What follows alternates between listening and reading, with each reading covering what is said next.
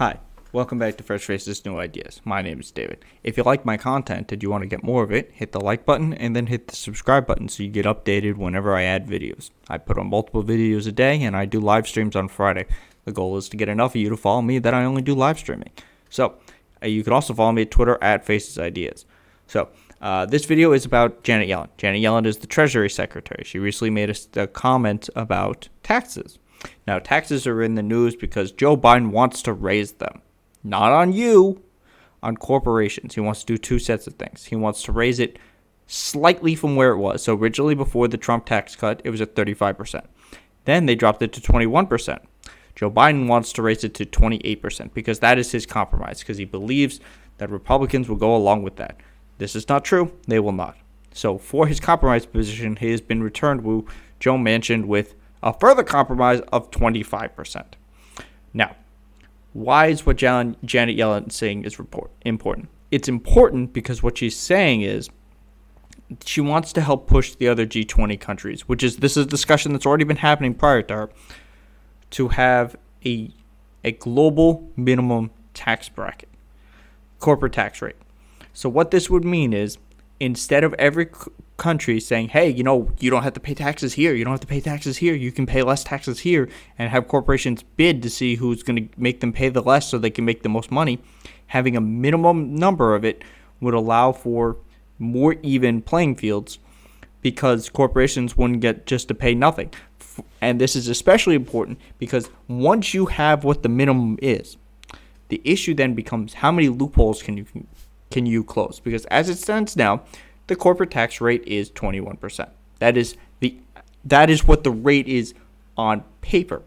However, nobody in their right mind believes that corporations pay 21%. The 50 of the top most profitable corporations in the world, in America, pay zero in taxes. They've paid zero for years. These include Nike. These include Amazon. These include Ford. All right, so some of these massive corporations pay nothing. Some of them only pay 8%. So I've gone over this in other videos that they only pay a third of what it is. So if you actually set the loophole, or you set the rate at 21%, and then you close the loopholes, and they're actually paying 21%, you'll actually create a massive amount of money.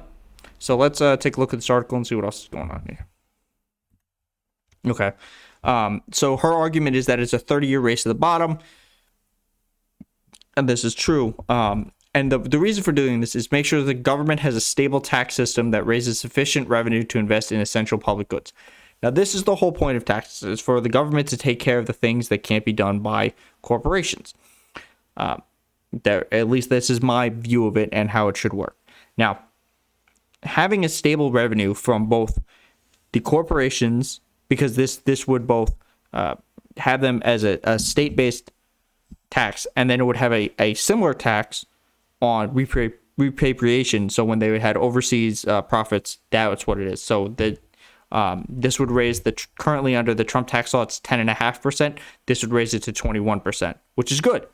I think the more that these corporations are taxed, the better, because they have record-breaking profits. They just enjoyed the largest upward transfer of wealth in the history of ever in the first COVID bailout bill. This was on top of the massive tax cut that they received. And if the Republicans ever get back into office, they're going to give them another one. And they said it as much, because this is their only policy, is tax cuts for the rich. It's the only policy they will push. It has been proven time and time again to not work. So this is a good policy. Now, there are questions in this. How are you going to make sure every country follows by this? Because in either this article or this article, one of them says that Ireland has a lower tax rate, and that's part of how they compete. I don't know how you would do this with smaller countries and more underdeveloped countries without them getting exploited. That's for somebody who understands monetary policy better than me, and for them to figure out.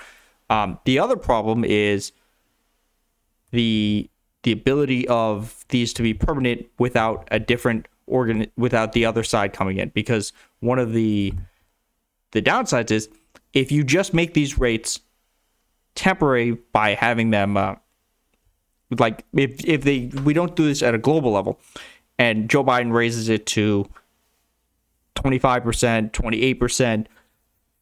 Somehow he manages to kick it up to 35% again.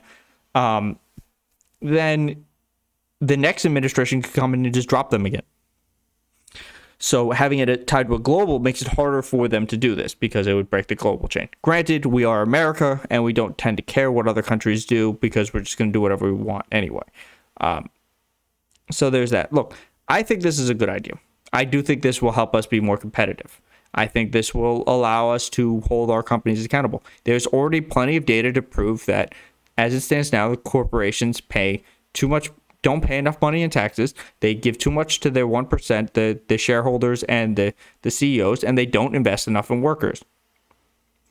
This would allow them to do that. This would force them to do that because then we can then pass laws about that when we're not worried about them paying their fair share. Once we know they're paying their fair share, we can focus on making workers better. We already know, this is according to the restaurant, this is the restaurant CEOs are saying behind closed doors that if you push the minimum wage to $15, they're okay with that. And we know this because places like New Zealand just kicked it to $20 a minimum wage.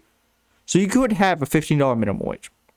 So look, I think this is a good first step. I think this coupled with a raise in the tax increase, either way would allow us to bring in further revenue, and the more revenue these corporations and stuff pay, the less that the people have to pay, and the more that we have revenue, the more things we can do to focus on the people and make their lives better. We can do better healthcare. We can actually fix the freaking roads. And look, this is the thing about the infrastructure bill that is not being talked about enough. This is a GDP multiplier. There are billions and billions of dollars lost every year because of how poor our infrastructure is. And yes, it sounds like it's going to cost a lot. And yes, you cannot count on it to produce a positive outcome in money terms because that's not how this works. We need to fix the roads so that the people can move safely and that businesses can produce better.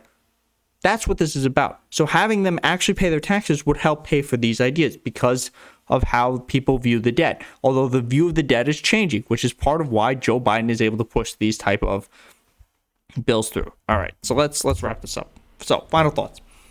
I'm for this. I think this is a good idea. If whatever the corporate rate ends up being, I know he wants his foreign rate to be 21%, and he wants his at-home rate to be 28%. I don't know what the ultimate, there isn't really a lot of information what the actual global minimum will be. We can find out. But I mean, the corporations have more money than at any point in history. Having them actually pay that fair share is good, and it'll probably help remove exploitative things in other countries. I still think we should push for higher taxes here. They're more profitable here, and especially if you're putting in infrastructure where they can have an active workforce. That would be a concession here. So my thoughts on that are global minimum wage, good.